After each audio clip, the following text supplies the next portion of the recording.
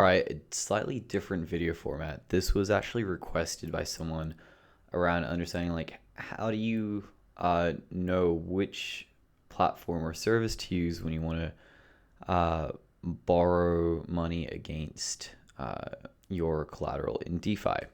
So I thought I'd do a slightly different video where I kind of do a run through of certain products and how I use them, and yeah, so without further ado, let's get started. So over here I have Compound, Aave, and Maker, or their front end known as Oasis. All of these three are more or less used to deposit some sort of collateral type and then borrow against it in DeFi. Now, there are definitely more services out there. These aren't the only three, but these, in my view, are like the three of the safest that have the longest standing track record since 2017 and 18. So, yeah, without further ado, let's kind of get into it. So, there are more or less three factors. Three factors that you kind of need to look into when borrowing against your collateral in DeFi. The first is your liquidation penalty. The second is your interest rate or stability fee in certain instances. And the third is your collateral ratio, or known as your loan to value ratio. So we'll kind of break down what those three mean, but each of them have different implications around how you borrow and how you kind of structure your position effectively. So let's get started with Compound. So Compound over here, they have all these different markets that you can borrow and lend against. So for the purpose of this video, let's assume that I'm using Ether as collateral and I have USDC that I want to borrow against it. So the first thing to understand is when you deposit collateral, you always have more collateral than you're borrowing. So if you deposit $100 of Ether, you're borrowing strictly less than $100 of, say, USDC in return. So the first thing we want to know is what is the price we're paying to actually borrow this money, and that's basically known as the interest rate. So the way it kind of works in Compound, they have these things called like interest rate curves, or like utilization curves. So the more you have all these lenders coming to the platform and they're borrowing more money, as the amount of available money to lend out decreases, aka there's less liquidity in the market, the more the price of borrowing effectively increases. And that's kind of what they've displayed here, that they're saying that as utilization goes from, say, 0%, from 1%, it's 1.03%. But by the time the utilization of the pool hits 90%, it tapers off at 4%. But as a lender, you can start earning a lot more.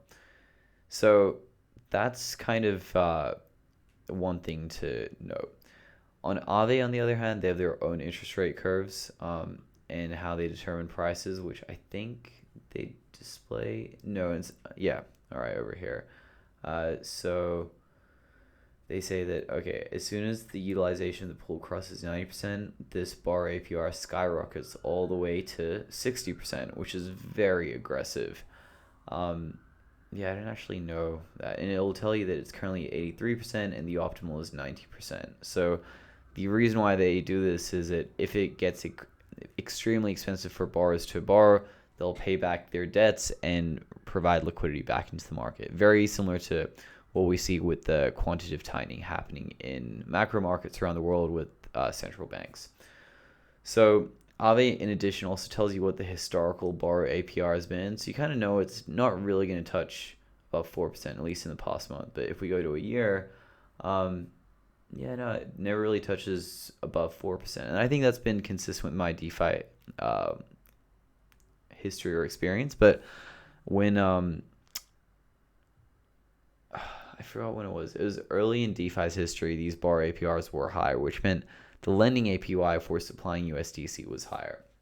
Now, Aave fundamentally works similar to Compound. In fact, there's utilization rate and like it skyrockets at some point. Maker is slightly different. Maker actually uses governance and kind of like They're more like the central bank saying, we think the interest rate should be X, and this is what we're committing to. So MakerDAO actually says we only have a 1% interest rate, which is ridiculously cheap, and this actually stays relatively constant. Now, the reason why I say relatively constant is because it can change based on what governance kind of votes for these things to be. MakerDAO is a central bank that prints money and sets the cost of capital. Aave and Compound are fundamentally money markets that are determining market forces, determine the real price of borrowing money at the end of the day, based on the market. So that's kind of like the structural differences. So if I was borrowing ETH against USDC and I was purely looking at interest rates, I'd be saying, well, I could be paying an upper limit of 4% on Compound. I probably will pay up to 4%, but maybe in some weird cases pay above 4% in Aave, but on Maker I pay 1%. So I'd be like, well, I'm going to hit 1% straight away. Well, not exactly. That's not the full picture. We still got two more factors.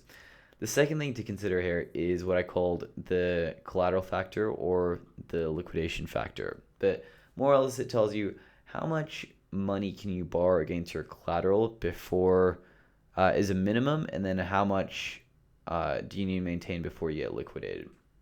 So effectively in Compound, the exact definition of the collateral factor, I'm pretty sure I know what it means, but I just want to double check because I don't want to confuse you guys.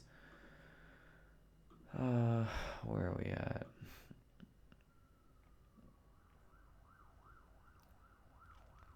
Okay, it doesn't want to give us a clear definition, which kind of sucks, but I can more or less infer. Essentially, what they're really saying is, if you have $1 of value, you need the maximum you can borrow is 83 cents worth of debt against that value when you open your position. And once the value you're borrowing is worth 90 cents on the dollar, so that mainly happens if the price of your collateral drops. So if Ether drops in price and that same amount you're borrowing is now represents a larger percentage of your borrow amount and that hits 90%, that's when you get liquidated. So the collateral factor is what's the minimum amount of collateral you need to open the position, and the liquidation factor is when you will actually be liquidated.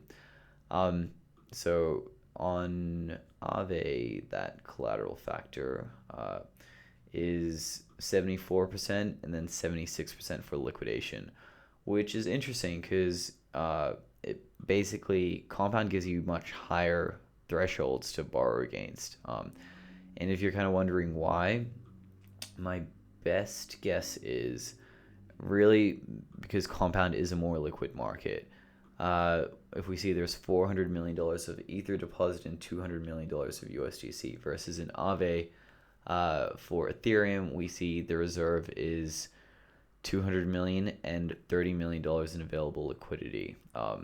So essentially, yeah, Compound is just more liquid and their risk parameters are a bit more aggressive, but I'm mainly guessing that's the case because they just have more scale behind them at the end of the day.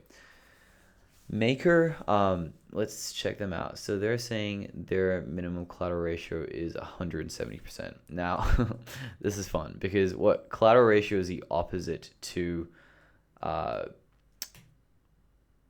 your collateral factor. So what you basically have to do is go 1 divided by 1.7, express it as a decimal, and you get 0.58, which is effectively saying Maker wants a collateral factor of 60%, which is significantly lower than Compound and Aave, which effectively means they're saying the reason why we're giving you this 1% interest rate is because we expect you to front up more capital, which means you can borrow less. So suddenly that means if I'm looking to borrow, if I really care about the cheapest price, I have to provide the most safety in terms of my margin levels to MakerDAO, which makes it not as collateral efficient.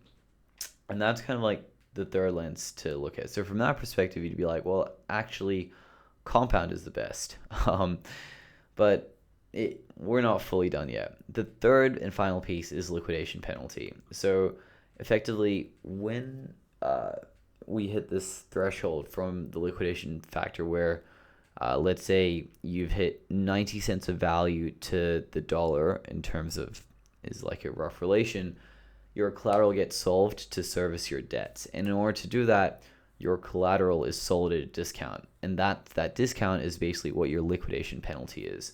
So what this is saying is your liquidation penalty is going to be 5%. Meaning if Ether is $100, they're going to sell your collateral to cover your debt as if your Ether was $95. Aave is saying we'll give you a 4.5% liquidation penalty. So they're being a bit more generous here. But of course, their collateral and liquidation factors are lower, but not as low as Maker. Maker, on the other hand, actually says we're going to charge you 13%, which is by far the most. It's almost 2.5 times both Compound and Aave, which is pretty aggressive. Now you might be wondering, well, why does MakerDAO have such a high fee? Good question. There's another level of nuance here, and that's effectively the fact that Maker does their oracles in a slightly funky way. So they hand roll them, but because of that, it means they actually have custom prices. So over here, you have the current price of Ethereum, and then you have the next price of Ethereum. So MakerDAO actually only updates the price of Ethereum every 1 hour, which means if the price drops in a certain time frame, you actually won't get liquidated until the next price kicks in. And that's actually a really kind of unique feature of MakerDAO, and once again, why you pay this high liquidation penalty and this higher collateral ratio, because they're basically taking on counterparty risk that if the price dips significantly within the hour, they're not going to actually book you on the price in real time. They're only going to book you at the next price available. It's definitely a slightly different pattern. And I think if you're going to use MakerDAO, you want to use an automated service that will basically exit out of this position during this hour for you. But as you can see, borrowing is quite a multifaceted equation in DeFi, because you have to really consider, like, okay, what is my collateral ratio? How do the oracles update? What is the interest rate I'm paying? What are the collateral factors, and what are the liquidation factors? And what is the relationship between the utilization of liquidity in the pool and the interest rate? If I was to kind of give like a high level of judgment, as a casual borrower, the thing like I'm going to be really looking for is when do I get liquidated? And to me, like, Compound is the clear winner there because, yeah, like, I get the most capital efficiency. If I think the price of Ether is going to go up by more than 5% in a year, which I think most people have ambitious targets for Ether, then, yeah, like, honestly, the interest rate doesn't really matter, and you kind of don't want to pay a very high liquidation penalty. Aave, I feel like, is like simply because their thresholds are a lot lower, that isn't as attractive. But if I'm a lot more of a larger borrower who doesn't care about capital efficiency, who just wants to make sure that they're paying the lowest prices and have the most safety baked in, I actually think Maker kind of seems like the pick. But the liquidation penalty is not cheap. But if you have a team of professionals monitoring this every minute on the hour, then maybe it's not such a bad option. But anyway, that is kind of like how you think about these three services. This is a different video format to the usual ones I do, but if you like these, please let me know and I'll do more of them. Hope you found this useful and look forward to speaking to you all next time. Bye.